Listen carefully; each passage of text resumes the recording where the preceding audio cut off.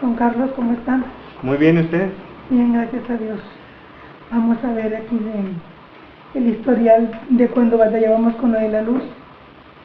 Que sí se batallaba muchísimo porque mis primeros años escolares preparábamos las tareas, teníamos clases todo el día y pues las tareas en la noche las hacíamos con lámparas de petróleo, porque aquí empezó el servicio de luz entre el 58 o el 60, más o menos,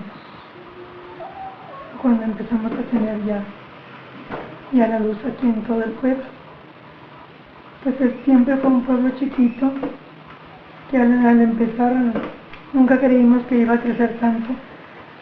Sin embargo, ahora pues ya con el servicio que después vino lo demás, escuelas, el agua potable ya en general, toda la red del agua, porque al principio eran con todas las casas teníamos una llave.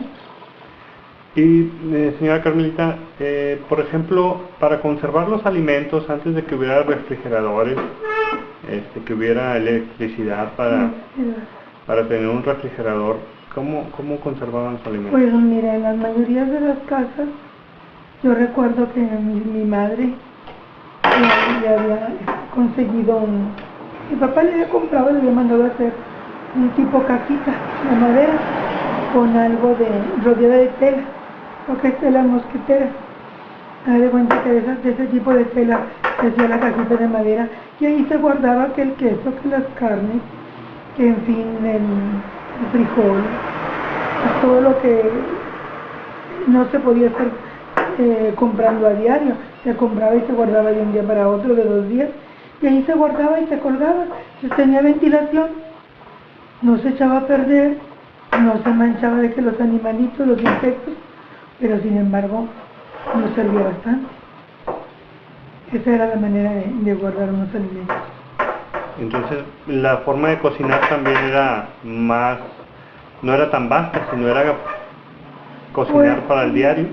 Se cocinaba diario, regularmente, porque, pues por decir, siendo familia numerosa, pues había que hacer muchísima comida, por decir ya, como en mi familia, que ya éramos de 9 a 10 personas, y se cocinaba diario, pero aún así, como se acostumbraba mucho que como mi papá que tenía ganado, de repente un ternerito, y ahí ya se guardaba la carne, se hacía carne seca de esa misma manera, encerradita en el cuadro de tela, se conservaba, y no andábamos batallando con que el refrigerador y que no se lo echara a perder. Ya cuando ya hubo esa ventaja que tuvimos de la luz, pues ya existía el refrigerador. Pero regularmente así se hacía la carne seca, se utilizaba, no se echaba a perder, no se llenaba de insectos y la podíamos usar y todos comíamos muy bien.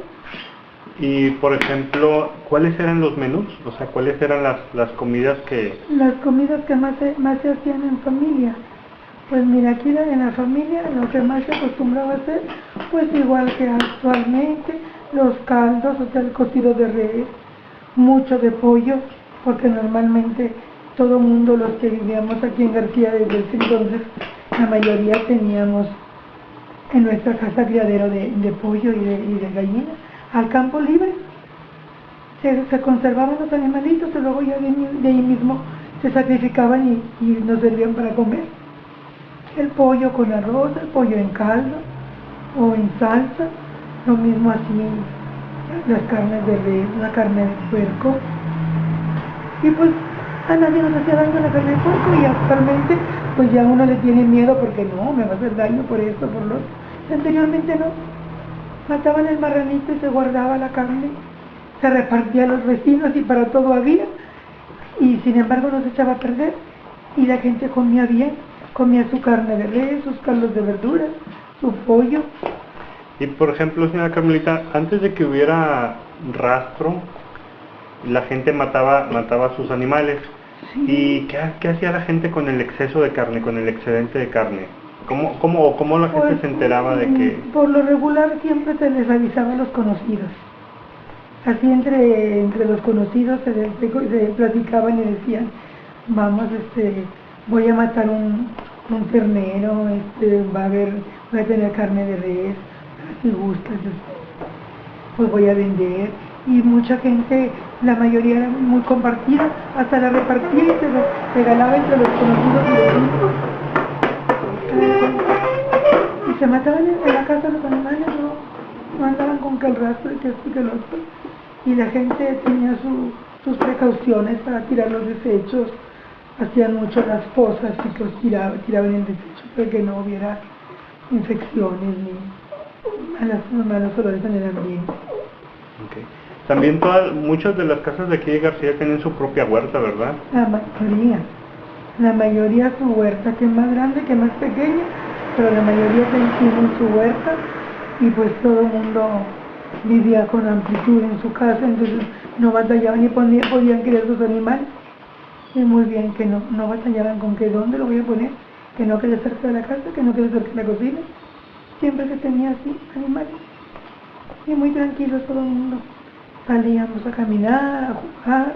En aquellos entonces veníamos de la escuela a las 5 de la tarde, bien tranquilos, a gusto. Y todo el mundo aquí en el centro de García, a las 9 de la noche ya estaba todo el mundo recogido, a dormir. Porque otro día empezaba todo el mundo tempranito también. Señora Carmelita, para traer el agua a la casa, ¿cómo era antes? Pues en esos tiempos, en las carretas, que la mayoría de la gente aquí en el pueblo tenía sus carretas, que le llaman, ahí traían barriles de madera grande, tanto barriles de madera grande o tanques de esos de los 5 litros. Iban al ojito de allá del al ojito de allá para rumbo a la gruta, y traían agua, y esa era agua limpia, era agua dulce, y de ahí para tomar, para el uso doméstico de cocinar. ¿Había un lugar donde se almacenaba donde se repartía el agua, o cada familia encargaba su agua? Cada familia encargaba su agua, los que tenían su carreta, iban ellos mismos y traían su agua. Y a veces esas mismas personas les repartían a los demás vecinos. Vendían en aquel entonces por una módica cantidad, pero ya sabían, van a hacer el agua, y ya la gente llenaba todos sus recipientes para tener, por decir, para 4 o 5 días en que volvían a ir otra vez a surtir, a llenar sus barriles de agua para volver a surtir. Cada quien en su cuarto. Había varias personas aquí en García que tenían sus carretas para ir a traer el agua. ¿Y el agua de la lluvia El agua de la lluvia la almacenaban en muchas casas en lo que le llamábamos en ese entonces el aljibe. Era una preparación que tenían las casas, por decir, como una pileta grande, arreglada ya y echada y todo, y ahí se juntaba el agua, y de ahí también no podíamos tomar agua para el uso doméstico, para tomar, para cosas de más necesidad de cocina, de esa agua, que era agua delgada, y aljibe se llamábamos en ese entonces. ¿Y el agua de la acequia? El agua de la acequia, en aquel entonces, a pesar de todo, no venía sucia. Todo el mundo tenía la precaución de tener sus acequias limpias y barridas. Entonces venía el agua, lógico, pues un poco polvosa, ¿verdad? Tierrosita, que le llamaban en ese entonces. Viene el agua muy revuelta, porque venía con mucha tierra, la que se venía moviendo en la acequia. Se llenaban unos recipientes que la mayoría de las casas teníamos, pilas grandes de cemento con escalones y todo, se llenaban de agua de la acequia, se les ponía cal o clorado, y sin embargo con esa agua se podía lavar la ropa, inclusive hasta bañarse la gente, ya con la cal o con el clorado, ya el agua se purificaba aparentemente. Era la creencia de pues, así, vamos a cuidar el agua. También lavaban las piletas, porque eran sillas muy grandes, que estén bien limpias y a ponerle cal y a ponerle cloro. Y de ahí se cogía agua para lavar, y era agua delgada, no muy gruesa, porque era el agua de las norias, la mayoría de las norias aquí en García, que le llamaban así, es agua gruesa, agua salada. ¿El transporte, señora Carmelita? ¿Qué me puede platicar del transporte? Pues aquí se batalló siempre mucho con el transporte, más en esos años. Era muy eventual. Allá al principio yo recuerdo que cuando estábamos en edad de secundaria, ni peligro de ir a estudiar a secundaria a Monterrey, porque los horarios de transporte eran de muy temprana la salida y la regresada muy tarde. Entonces no se acomodaba en los horarios. Ya después en el 23 o aproximadas las fechas, ya empezó a haber aquí una secundaria, pues ya fue diferente, fue un poquito más fácil para empezar a estudiar aquí, para no andar batallando con este transporte, porque el transporte eran contados los horarios de salida, que había de lo que ya se le podía llamar una ruta de transporte, porque anteriormente eran nada más unos coches que iban y venían y llevaban la gente y la traían, pero con horarios muy especiales. Entonces se batalló mucho. ¿La primer corrida a qué hora sería? Entre 5 y 5 y media de la mañana. Era la primera salida. Y nada más era de ida. De ida. Y luego ya después pusieron otra a las 7 de la mañana. Igual. Se ponían de cada 4 horas. Venir y venir de esos transportes que aparentemente llegaba ya y luego regresaba a comer y volvía a dar vuelta.